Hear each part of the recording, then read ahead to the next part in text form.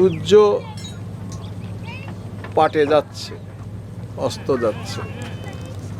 নদীর ধারে সূর্যের যে অস্তমিত হওয়ার দৃশ্য, এইটা বিশেষ করে বাঙালির হৃদয়ে একটা চমৎকার দাগ কেটে যায়।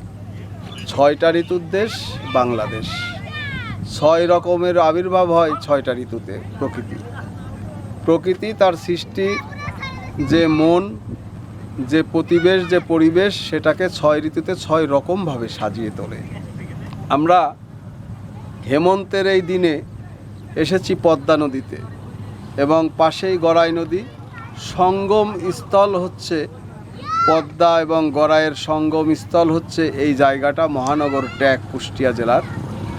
এখানে নদী এই হেমন্তকালের যে বিদায় প্রহর, এখানে এসে মনে পড়ে যে হেমন্ত ঋতুর একটা বৈশিষ্ট্য হচ্ছে দিনের আলোয়, অর্থাৎ সূর্যের যে আলো, এইটা এই ঋতুতে পৃথিবীতে, বিশেষ করে বাংলাদেশে পড়ে কম। সুতরাং নদীতেও এর আলোর ছটাটা পড়বে অল্প সময়ের জন্যে, তারপর আসবে আস্তে আস্তে ঘন অন্ধকার। নদী এখন যে অবস্থায় আছে তাতে মনে হচ্ছে শিশিরের যে একটা কুয়াশা, যে হিমবাহু হালকা প্রবাহ, তার যে একটা আস্তরণ অলরেডি পড়তে শুরু করেছে। আপনারা দেখতে পাচ্ছেন পদ্মা নদী উপরে, পানির উপরে মৃদু মন্দ বাতাসে ছোট ছোট ঢেউ। এই ঢেউয়ের সাথে বাড়ি খাচ্ছে আমাদের কিছু পাল তোলার নৌকা, বাড়ি খাচ্ছে এখানকার পাড়াপাড়ের যে মানুষগুলা, তাদের নিরে ফেরার যে যাত্রা, এই যাত্রায় তাদের মন ব্যাকুল হয়ে উঠেছে। আধার আসবে ঘনিয়ে, তাড়াতাড়ি যেতে হবে বাড়িতে। পাখিকুল ডানা মেলে তার নীড়ের দিকে ছুটে চলেছে। পাখিরাও বুঝে ফেলেছে যে আলোর স্বল্পতা, একটু পরেই আমরা আমাদের ঘরে ফিরি, না হলে হয়তো ঘরের ঠিকানাটাই হয়ে যাবে ভুল। হেমন্তের যে নদী, এই নদীকে ঘিরে অনেক রকমের রহস্য আবৃত থাকতেই পারে। কেননা যত তাড়াতাড়ি আধার ঘনিয়ে আসবে, গোধূলি লগন বিদায় নিয়ে, ততই নদী পাড়ের যে বিষয়গুলা অস্তিত্ব নিয়ে টিকে থাকে সারা দিনমান আলোতে, আস্তে আস্তে তারা ম্রিয়মান হয়ে যাবে। কারণ শুধু আধারের কাছে তাদের সাময়িক সময়ের জন্যে হার মানা। পদ্মা নদী শুধু বয়েই চলেছে।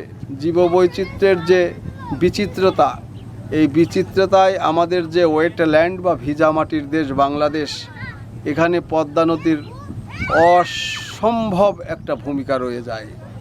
এক পদ্মা নদী অসংখ্য নদীকে জন্ম দিয়েছে। তার বুক ভরা জল ছড়িয়ে দিয়ে বিলের মাধ্যমে, হাওর বাওরের মাধ্যমে অনেক দূর পর্যন্ত পৌঁছে গেছে, যেখানে মানুষের পরিবেশ, ক্ষেত খামার, অর্থনীতি, কৃষি, মাছ চাষ, পশু সম্পদের উন্নয়ন, বৃক্ষ, গুল্ম, লতা পাতা, কীট পতঙ্গ, সব কিছুর যে সঞ্চালন প্রক্রিয়া, জীবের যে বেঁচে থাকার প্রক্রিয়া, জীবনের যে চলকের প্রক্রিয়া, সব কিছুর সাথেই এই পদ্মা নদী, এই নদীর জলের যে সংযোগ, যে সংশ্লেষ এবং যে প্রবাহ ধারার মাধ্যমে উজ্জীবিত করা, জীবনকে টিকিয়ে রাখা, তার একটা অবশ্যই বলবো অবদান এখান থেকেই আসে। পদ্মা নদী শুধু সৃষ্টি করতে জানে, ধ্বংস করতে জানে না। কিন্তু আমরা এই পরিসরে আজকে যদি নদীকে নিয়ে একটু ভাবি, তাহলে আমাদের মনে খুব কষ্ট হয়। প্রথমেই আমরা দেখেছি পদ্মা নদীতে অসংখ্য ডুবোচর। পদ্মা নদীকে শাসন করা হয়েছে জিআই ব্যাগ, তারপরে বড় বড় ব্লক দিয়ে। অর্থাৎ নদীর যে স্বাভাবিক বৈশিষ্ট্য, তার যে স্বকীয়তা, সে একদিকে ভাঙে আর একদিকে গড়ে। আজকে সে ভাঙতে পারে না বলেই সে আর এক জায়গা গড়তেও জানে না।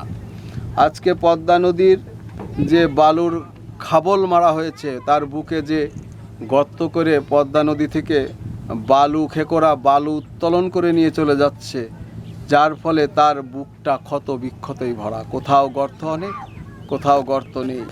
গাংশালিকেরা শুধুমাত্র এই ভাঙনের, পার ভাঙনের যে অস্তিত্ব, সেটা নেই বলে তারা তাদের বাসা বাঁধতে পারে না। তারা যেন দিনে দিনে কোথায় হারিয়ে যায়।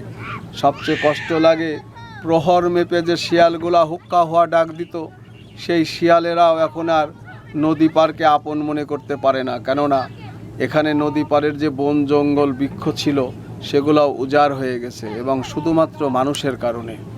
মানুষের এই যে অনাচার, যে অত্যাচার, যে নির্বিচার ধ্বংসলীলা, এই ধ্বংসলীলায় প্রকৃতির অনেক প্রাণী আজকে আর টিকে নেই অস্তিত্ব নিয়ে।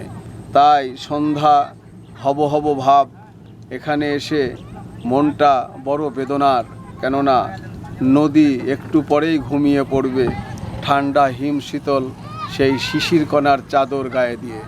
হয়তো এভাবেই জল সরতে সরতে আবার জাগবে চর, যে চরের বালু, যে ময়তা, যে বালুর চরে আমাদের জানান দেবে যে নদী কি মারা যাচ্ছে। হয়তো নদীর বুকে বালুর টিউমার দিয়েই সে দিন দিন ধ্বংস হবে। এর সাথে রয়েছে বিভিন্ন মানুষের নদী দখলের জোর প্রতিযোগিতা। যে যত ক্ষমতাবান সে তত নদী দখলদার। নদীকে দখল করেই তাদের আয়ের উৎস, তাদের ক্ষমতার উৎস এবং তাদের সম্পদের উৎস।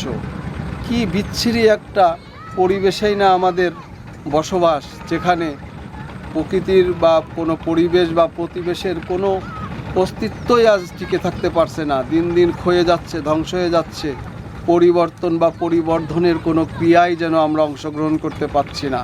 অথচ প্রকৃতি বিরূপাক্ষ, তার বুকে যদি থাবা মারা যায়, ব্যথা দেওয়া যায়, প্রকৃতি তার প্রতিশোধ নিতে একটুও ভুল করে না। তবে হয়তো তা সময়ের ব্যাপারের জন্যই অপেক্ষা করে।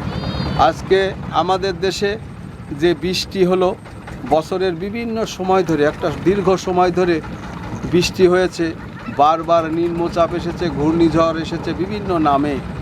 এই ঘূর্ণিঝড় নিম্নচাপের কারণে আমাদের জনজীবন বড় জটিল একটা সমীকরণে পড়ে গেছে। আমাদের জীবনের রসায়নটা হয়ে গেছে একেবারেই মনে হয় কেমিক্যালের মতো।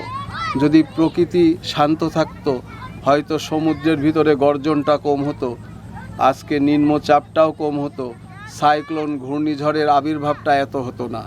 আমরা দেখেছি যে একটা বছরে আজ থেকে 10 বছর আগেও 30-35টা ঘূর্ণিঝড়ের মুখোমুখি।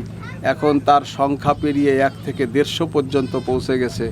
না জানি এর পরবর্তীতে 1 থেকে 1,500 যদি পৌঁছে যায়, তাহলে আমরা অস্তিত্ব নিয়ে এই নদী পাড়ে অথবা এই ওয়েটল্যান্ড বা ভিজা মাটির দেশে বা বদ্বীপে এই বাংলাদেশে টিকে থাকতে পারবো কিনা। যাই হোক, এখনও সময় আছে এবং এখনই সিদ্ধান্ত নিতে হবে সবাইকে। শুধু নদী বাঁচবে না, প্রকৃতি বাঁচবে।